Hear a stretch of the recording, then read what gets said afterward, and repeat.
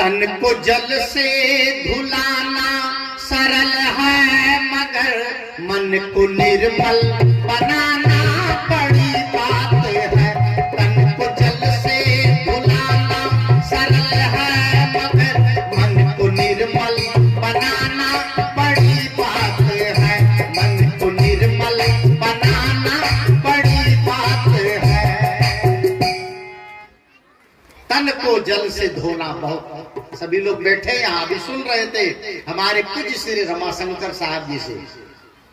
गंगा नहाते हैं, छठ करते हैं, जितिया करते हैं और तमाम तरह के अवसरों पर आप गंगा स्नान करते हैं। इसमें बैठे हुए सभी लोगों से मैं पूछ रहा हूं, ध्यान दीजिएगा, गंगा स्नान करने से क्या फल मिलता है?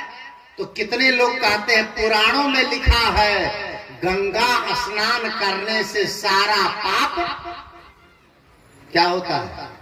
कट जाता है। सारा पाप कट जाता है। कहानी एक याद आ गई, सुनिएगा ध्यान से। एक संत एक ट्रेन में बैठ के जा रहे थे कहीं, और उसी ट्रेन में उसी डिब्बे में सामने कुछ युवक बैठे थे, युवक सब।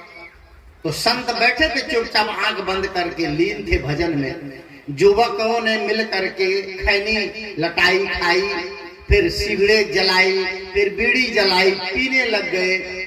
महात्मा से नहीं रहा गया। महात्मा ने पूछ दिया, बाबू आप लोग कहाँ जा रहे हो? कहा बाबा हम लोग गंगा स्नान जा रहे हैं।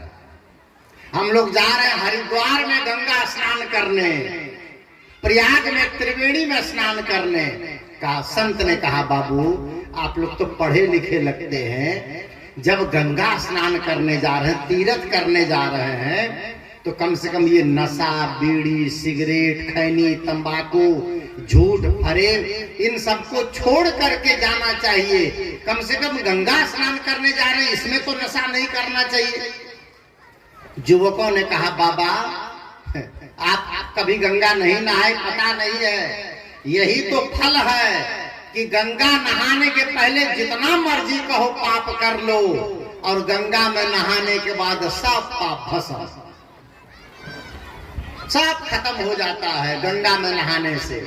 संत ने कहा अच्छा ऐसी बात है? कहा चलो हम पता करते हैं। संत गए, स्टेशन उतर के गंगा जी के पास। कहानी है, संत ने गंगा जी से पूछा, माँ गंगे ये सभी पापियों का पाप आप धोर के रख लेते हो? सभी पापी पाप मुक्त हो जाते हैं? माँ गंगा ने कहा बाबा हम पापियों के पाप धोते तो हैं लेकिन रखते नहीं है। कहा तब? कहा हम बहा करके भेज देते हैं गंगा सागर में, हम नहीं रखते किसी का पाप। हम क्यों रखें? महात्मा चले गए सागर समंदर के पास। समंदर से पूछा, समंदर जी सभी पापियों के पाप आप रखते हो? कहा मैं क्यों रखूं? मैं तो सारे पापियों के पाप को गर्मी से हवा बना करके आकाश में भेज देता हूं, और आकाश में जो काले काले बादल हैं वो सभी पापियों का पाप जमा हुआ। संत चले गए बादल के पास। बादल से पूछा आप सबके पाप रखते हो? बादल ने कहा मैं किसी का पाप नहीं रखता हूं, जिसका होता है उसी के ऊपर बरसा देता है। किसी का पाप कहीं जाता नहीं है, गंगा में नहाने से पाप कटता है। अच्छा आज हिसाब कर लीजिए सब लोग, गंगा में नहाने से पाप कटता है, तो हिसाब कीजिए पाप तन में है कि मन में है? पाप किसमें है? पाप पेट पर है कि छाती पर है कि गाल पर है कि माथा पर है कि बाह में है कि पैर में है कि जांग में है कि डांड में है कि पीठ में है? पाप कहाँ है? पाप कहाँ है? हिसाब करिए आज सब लोग। पाप है मन में, और धो किसको रहे हैं? तन को। है उचित बात ये? सब लोग विचार कीजिए। पाप है मन में और धो रहे हैं तन को, तो पाप दूर हो जाएगा।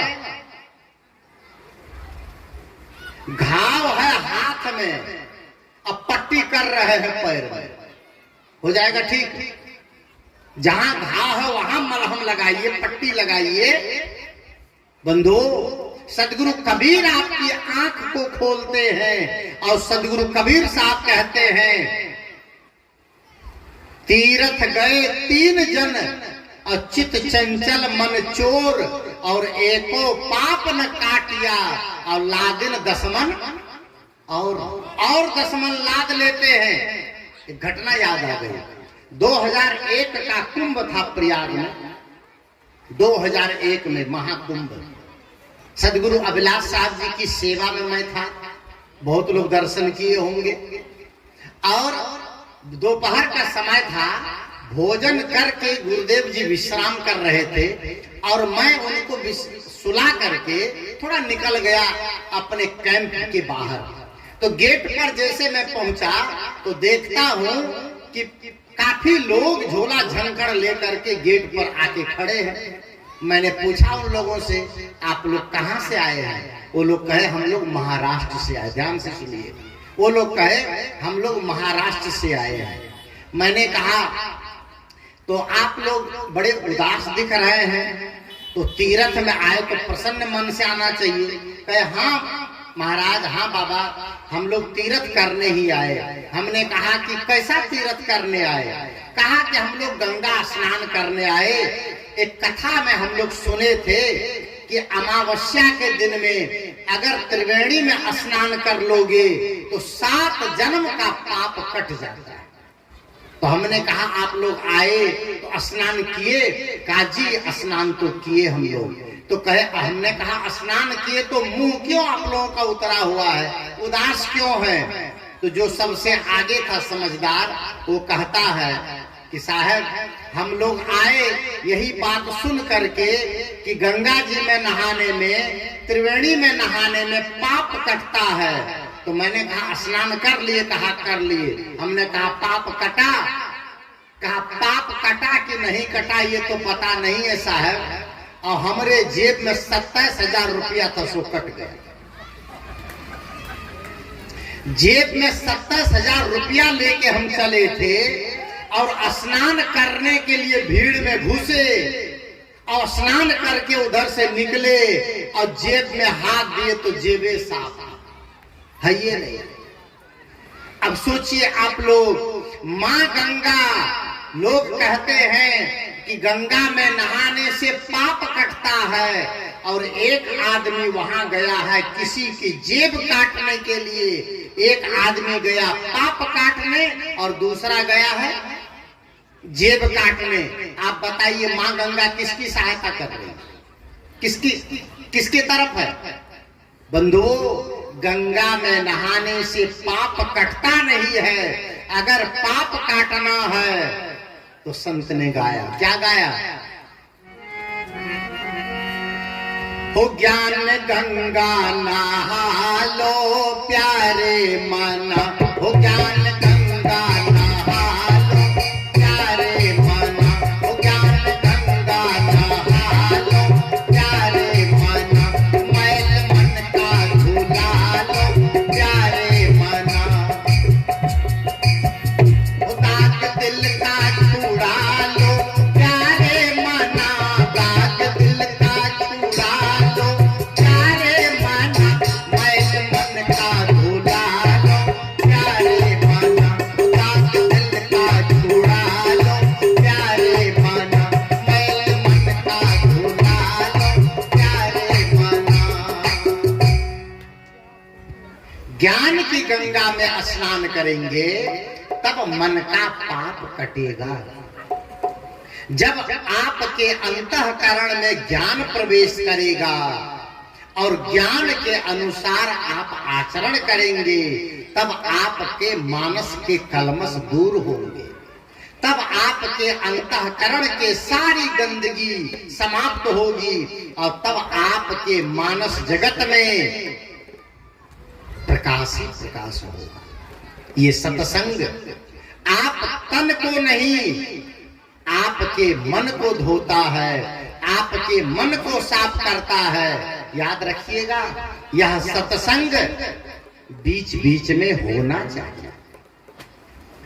ये बीच बीच में सत्संग होते रहना चाहिए। आप बताइए, सब लोग से पूछता हूं मैं, आप लोगों से भी, आप नई मोटरसाइकिल खरीद के लाते हैं नई शोरूम से, तो सर्विस कितने दिन में कराते हैं? सर्विस कराते हैं। और अगर आप केवल उसको चलाते रहे और सर्विस न कराए तो क्या होगा? मोटरसाइकिल खराब, चलना असंभव, वो कबाड़ हो जाएगा। वह मोटरसाइकिल कबाड़ बन करके खड़ी हो जाएगी। नई मोटरसाइकिल लाते हैं आप, उसमें बीच में इंजन ऑयल चेंज करते हैं, ब्रेक ऑयल चेंज करते हैं, फिल्टर चेंज करते हैं, सर्विसिंग कराते हैं। और ये मनुष्य का शरीर पा करके आप रात दिन संसार के काम में लगे हैं, इसकी सर्विस कब कराएंगे आप?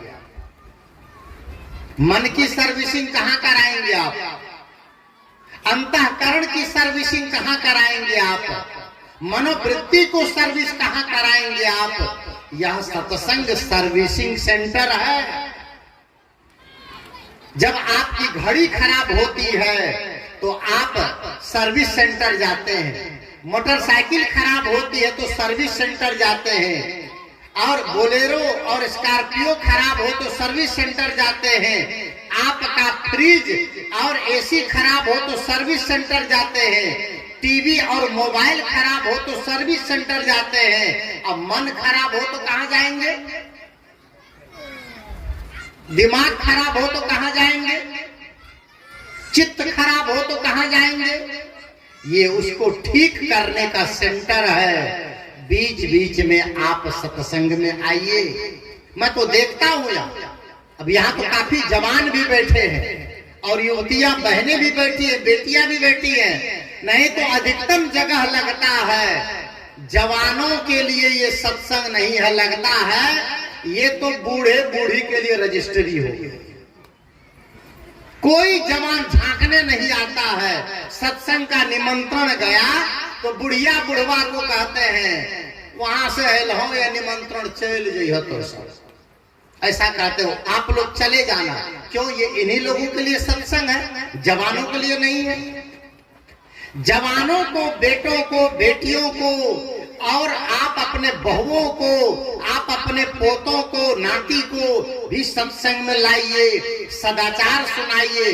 कितने दादा दादी कहते हैं बाबा ओकरा पास टाइम नहीं छे, ओकरा पास कहाँ टाइम छे, वो सब पढ़े, उसको मोबाइल देखने का टाइम है।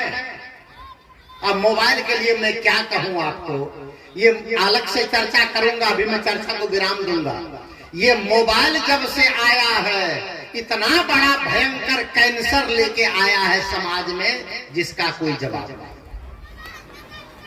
छोटा छोटा बच्चा, 1-1 साल का बच्चा, 6 महीने का, 8 महीने का, 1.5 साल का बच्चा बिना मोबाइल का जीने वाला नहीं है। हमको तो लगता है उन बच्चों को देखकर मोबाइल को लेके ही खाएगा, मोबाइल को लेके ही पढ़ेगा, मोबाइल को लेके सोएगा, मोबाइल को लेके देख चलेगा। लगता है ये इंसान की औलाद नहीं है, मोबाइल की औलाद है। इतना मोबाइल में रम गया है कि क्या कहां जा रही है दुनिया। और जब से ये बूढ़े दादा दादी को पता नहीं है मोबाइल में क्या क्या है, और उसका 1.5 साल का पोता है, वो लगता है मोबाइल में पीएचडी कर लिया। इतना जान गई है, मोबाइल इतना खतरा बन गया है। बंधुओं याद रखिएगा, बच्चों को मोबाइल के लिए टाइम है, और वो मोबाइल सत्संग के लिए टाइम नहीं है, ज्ञान के लिए टाइम नहीं है, सदाचार के लिए टाइम नहीं है। अगर आपके जवान बच्चे, बेटे बेटी सत्संग में आएंगे और संत की 2 बात कान में पड़ेगी तो उनके मन में भी इसका प्रभाव पड़ेगा। और ये मोबाइल देखने से क्या मिलेगा? मोबाइल में कितने, क्या कहूंगा, मोबाइल का ये तमाशा है। एक जगह मैं भजन गा रहा था, एक 8 साल का लड़का आकर के कहता बाबा बाबा रुकिए ना। हम कहे क्या बात है बेटा? कहता वो वाला भजन सुना दीजिए ना। हमने कहा कौन भजन? कहा हम मोबाइल में सुनते हैं बाबा, वो सुना दीजिए ना। हमने कहा कौन सा भजन? कहा लौंडिया लंदन से लाए, हमको सुना दीजिए बाबा।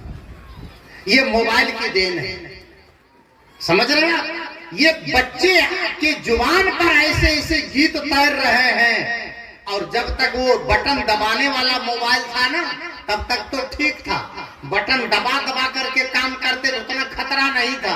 और जब से घसकाने वाला मोबाइल चला, घसकाने वाला समझ रहे, स्लाइड वाला, टच वाला, ये घसकाने वाला मोबाइल जब से चला है, ये बूढ़ा बूढ़ी को पता ही नहीं है। ये पोता पोती, बेटा बेटी, वो मोबाइल घसकाते घसकाते बुढ़ियों बुढ़वा को घसका दिया। वो कहाँ चलेगा कुछ पता नहीं चलता है।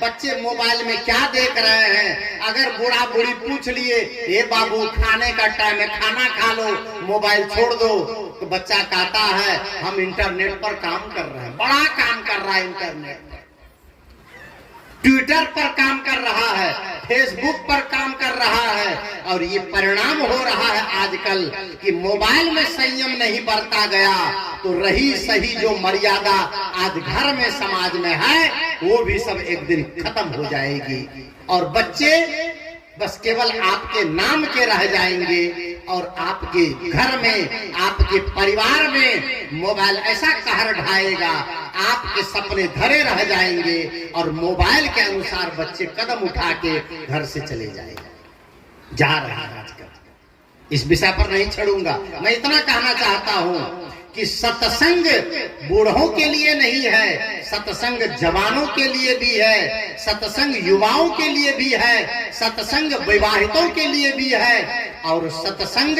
हर अवस्था के लोगों के लिए है। क्योंकि सत्संग सर्विसिंग सेंटर है। यहाँ आकर के आपके मन की गंदगी को साफ किया जाता है, आपके चित्त को धोया जाता है। और रोज सत्संग होना चाहिए, रोज, नित्य सत्संग नित्य होना चाहिए। नित्य, रोज रोज। सदगुरु कबीर देव ने कहा है, करिए नित्य सत्संग को और बाधा सकल मिटाए।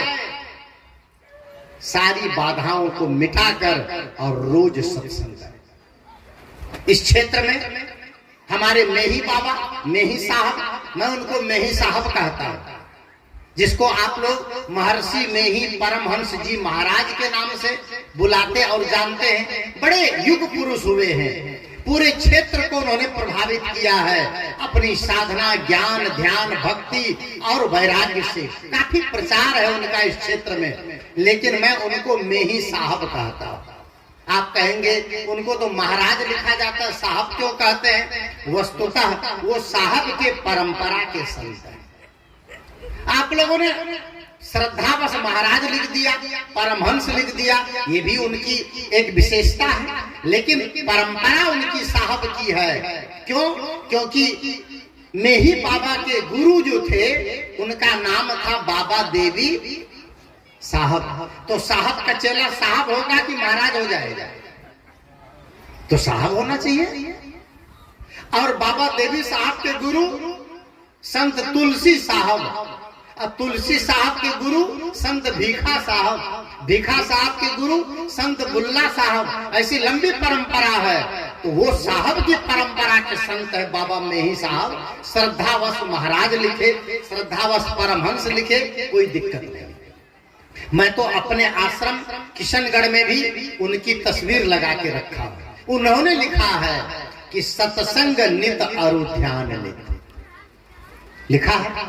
सब लोग जानते, जो लोग जुड़े हैं जानते हैं। उनकी पंक्ति है, सत्संग नित अरु ध्यान नित, रहिए करत संलग्न हो, बेविचार चोरी नशा हिंसा झूठ तजना चाहिए। सत्संग नित विशेषण दे रहे हैं कि रोज सत्संग करने वाले का मन अपने आप पवित्र हो जाएगा। जैसे रोज स्नान करने वाले का तन पवित्र बना रहेगा, रोज ब्रश करने वाले का दांत साफ रहेगा, रोज बर्तन मांजने वाले का बर्तन चमकता रहेगा, रोज गाड़ी साफ करने वाले की गाड़ी चमकती रहेगी, रोज कपड़ा धोने वाले के कपड़े साफ रहेंगे, रोज मन को धोने वाले, सत्संग करने वाले लोग अपने मन को कभी भी मलिन नहीं करेंगे। और जब मन मलिन नहीं होगा तो जीवन सदा उनका सत्यम शिवम और सुंदरम होगा। बंधुओं, मैंने थोड़ी बात शुरू की, कहां से? यहीं से, क्योंकि गोस्वामी जी भी कहते हैं कि बिनु सत्संग विवेक न, गोस्वामी तुलसीदास जी की वाणी। और सदगुरु कबीर साहब कहते हैं बीजक में कि संगत कीजे साधु की हरे और की ब्याज। ये भी सदगुरु कबीर कहते हैं कि कहाँ कबीर तहाँ जाइए जहां अपनी संगत हो। संगत से सुख उपजे, कुसंगत से दुख। संगत भली भली गुण होई, ओछी संगत मूल हो। संगत भली भली बुद्धि होई। इसलिए मैं ये कहना चाह रहा हूं कि इस सत्संग में आने पर मन के मैल को धोने का काम करना है। मैंने बीच में एक भजन शुरू किया था, क्या कहा था? तन साफ बना कर देख लिया, मन साफ बनाने आए हैं।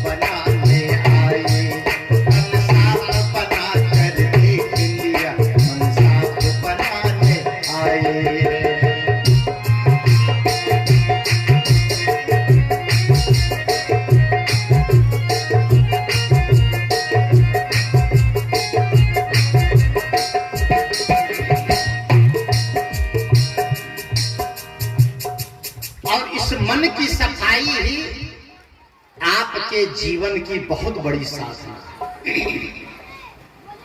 तन सत्संग में हो और मन भी सत्संग में हो। तन आपके विचार में हो, चिंतन में हो, मन भी चिंतन में हो। सदगुरु कबीर देव की अमर वाणी है, तन राता मन जाता है, मन राता तन जाए, और तन मन एक होए रहे, तब हंस कबीर कहा है। भगवान की पूजा क्या है? महर्षि वेदव्यास जी से किसी ने कहा, ए महर्षि वेदव्यास जी, ईश्वर की पूजा क्या है? तो महर्षि वेदव्यास जी ने महाभारत में लिखा, रागादि अपितम हृदयम वाक दुष्टानितादि भी हिंसादि रहितस्य काया एतद ईश्वर पूजन। उन्होंने ये नहीं कहा कि मंदिर में जाओ तो भगवान की पूजा है, ईश्वर की पूजा है। उन्होंने ये नहीं कहा कि शिव जी को जल चढ़ाना ईश्वर की पूजा है। उन्होंने ये नहीं कहा कि नवरात्र में 9 दिन भूखे रहना ईश्वर की पूजा है। उन्होंने ये भी नहीं कहा कि आकाश में पुकारना ईश्वर की पूजा है। सीताराम सीताराम करना, राधे श्याम करना, भगत करना, अष्टजाम करना, जय गुरु करना, सत कबीर करना ईश्वर की पूजा का नहीं कहा। फिर कहा रागाद अपितम हृदयम, अपने हृदय के राग और द्वेष को दूर कर दो। ये पहली पूजा। वाक दुष्टानितादि भी, और कहते हैं आपकी जुबान से कटुता खत्म हो जाए, आपकी जुबान में मिठास आ जाए, मीठे वचनों का प्रयोग करने लग जाए, ये ईश्वर की पूजा है।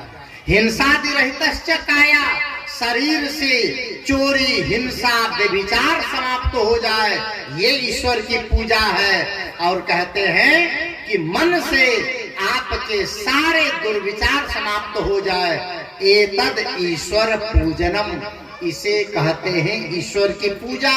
ये किस पंथ की परिभाषा है? ये कबीर पंथ की है कि संत मत की है कि रामानंदी की है कि जैनी की है कि वैष्णव की है? किसकी परिभाषा है? बंधु, संत तो कहते हैं कि ईश्वर चाहते, ईश्वर ईश्वर कहने से ईश्वर नहीं आएगा। संत कहते हैं कैसे आएंगे भगवान, कैसे आएंगे भगवान, कैसे आएंगे भगवान, कैसे आएंगे भगवान। तूने आंगन नहीं बुहारा, कैसे आएंगे भगवान, कैसे आएंगे भगवान। तूने झाड़ू नहीं लगाया, तूने आंगन नहीं बुहारा, तूने मन को नहीं संवारा, कैसे आएंगे भगवान, कैसे आएंगे भगवान, कैसे आएंगे भगवान, कैसे आएंगे भगवान। बंधुओं, मैंने थोड़ी चर्चा शुरू की थी सदगुरु कबीर साहब के भजन के साथ कि मुखड़ा क्या देखे दर्पण में और तेरे दया धर्म नहीं मन में। और बात होते होते मैं तो सोचा था 8:30 तक बंद कर दूंगा, लेकिन इशारा मिला तो थोड़ा समय खींच दिया और 8:45 बजने वाले थे, बजे नहीं। मैं आप सबको धन्यवाद देता हूँ, इतनी देर से आप लोग बैठे हैं और मेरी भी बातों को बड़ी ही गौर तन्मयता, बड़ी एकाग्रता के साथ सुन रहे थे। आज तो बोहनी का दिन है और इस मंच से बोहनी हो रही है। बोहनी का मतलब शुरुआत हो रही है और कल भरपूर समय मिलेगा। ज्यादा से ज्यादा मात्रा में आए, ज्यादा से ज्यादा आप समय लेके आए, मानस बना के आए और कल सुंदर विचारों को सुने। आप सबको धन्यवाद देता हूं और मैं इसी के साथ अपनी वाणी को विराम देता हूं।